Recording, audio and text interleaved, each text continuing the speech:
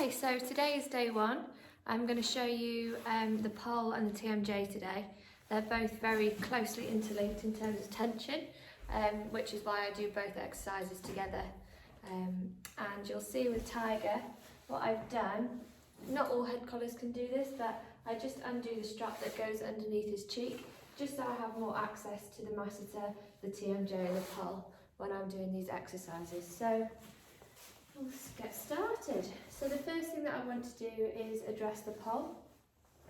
And you'll know if your horse has a lot of tension in this area, because if you put pressure down behind the ear, if they're tight in the pole, they'll flinch and try and move away. You can see that he doesn't react, but that doesn't mean that he still doesn't have a bit of tension in there. It's just not enough for him to react to. So I'll show you some exercises. The first thing that we're going to do, like I say, is look at opening up the junction of the pole, and I'll explain in the comments why that's so important.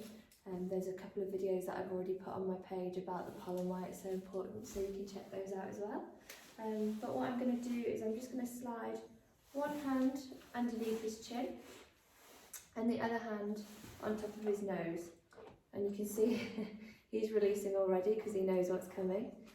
But what I'm wanting to do is just get him to put the weight of his head into my lower hand. My top hand's just there to guide him, and like there, if he just shoots his head up, I can just keep him with me with my top hand. I'm not using a lot of pressure with the top hand. You can see it's nice and soft. It's just to keep him with me. Technical issues, we got cut off, so we'll start again. So I was just showing you the top hand keeps him with me, because what happens is they get heavy in your lower hand and then they'll feel a layer of tension, and that's when they'll just shoot up again. So the top hand's just keeping him without getting him moving all around the stable. It just means we can carry on with this little exercise without having to go and get him every time. So that's why your top hand's there. And if he's fighting it a little bit, I'm just staying soft, waiting for him to relax, and a lot of that is just him feeling the release that's coming. So there you can see now he's really softened, he's gone quiet, and I can feel his head's nice and heavy in my hand. And there's a little lick and a chew.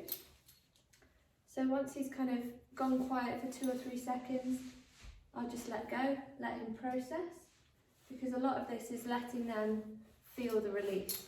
Once we've done these exercises, it's important to step away, let them think about it, let them process, and let them feel that release. Honestly, he's always got to show me up. Right, you're gonna let go. I'm gonna let go. Good boy. So that's the pole. That's one of the exercises for the pole. And when you feel like you've done that a couple of times, and you can see all this licking and chewing, head shaking that he's doing, that's all a good sign of releasing tension. So once you feel like you've done that 2 or 3 times, it doesn't have to be for very long, we'll then do the next little pull exercise. So depending on how head shy your horse is, it depends how far back down the neck you want to go. So if they're very nervous around their ears and they don't really want you there, start halfway down the neck. If they're happy having you behind the ears, you can come right up to the pole itself.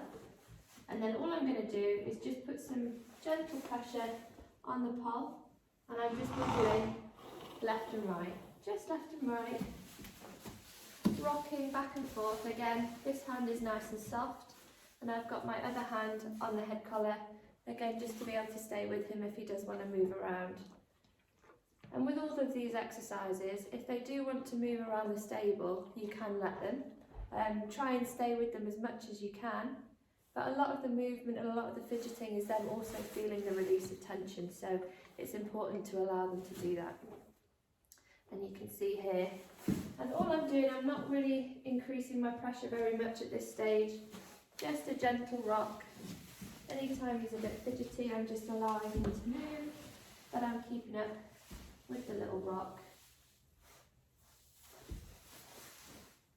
And again, after a little while, if I feel like he's released a lot and I can feel the muscle under this hand soften, I'll just stop, let him think about it, and see if he gets another release after he's had time to process.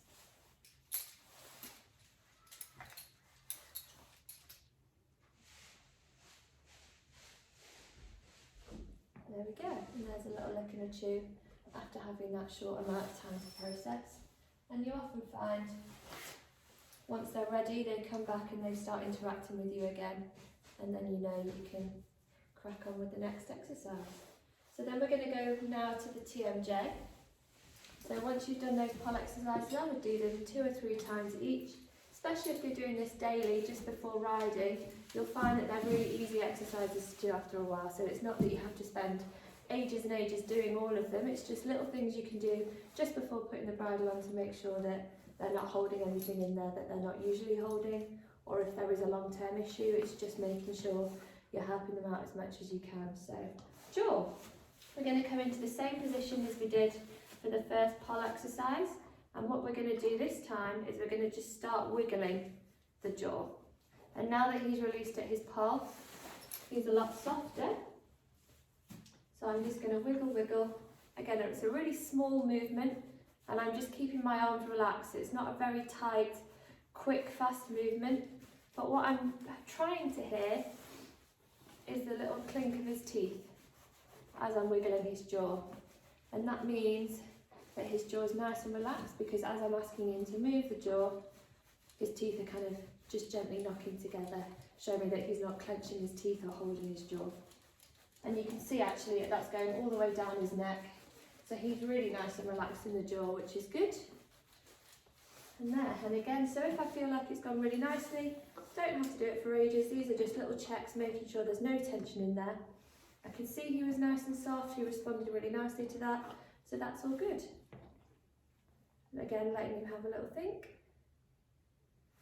And then we're just going to come down to the cheek. So what I'm going to do is come to the TMJ, and you'll be able to see it the easiest. It's these little bumpy bits just behind the eye and below the ear. And again, a lot of horses can hold tension here because this is where the lower jaw connects to the skull. So it holds a lot of tension and tightness before we even think about putting a bridle, a bit and all of that. So all I'm going to do is come to this little point, and I'm just going to look for his eye to soften. I'm just coming in at very light pressure. I'm not pushing or pressing on it. I'm literally just touching the hairs. And there you can see his eyes softening. Hopefully you can see that. And there we go, and there's a release. Good boy. And I'm just going to stay with him there. Just keeping my fingers on that point. And then I'm just slowly working my way down the cheek. So when he's finished releasing, I'll try and get a better angle so you can see. Good boy. And all this time while he's releasing, because what I'm doing is very gentle, I'm just going to stay with him, and hopefully he'll deepen the release. But there we go, he's positioned himself so you can see. So I started up at the TMJ, and then I'm just quietly working my way down the back of his jaw. So just down this line. Again, a lot of horses can hold a lot of tension in that space, and again you can just check it by putting some pressure down it and seeing, do they react negatively when you put pressure down here.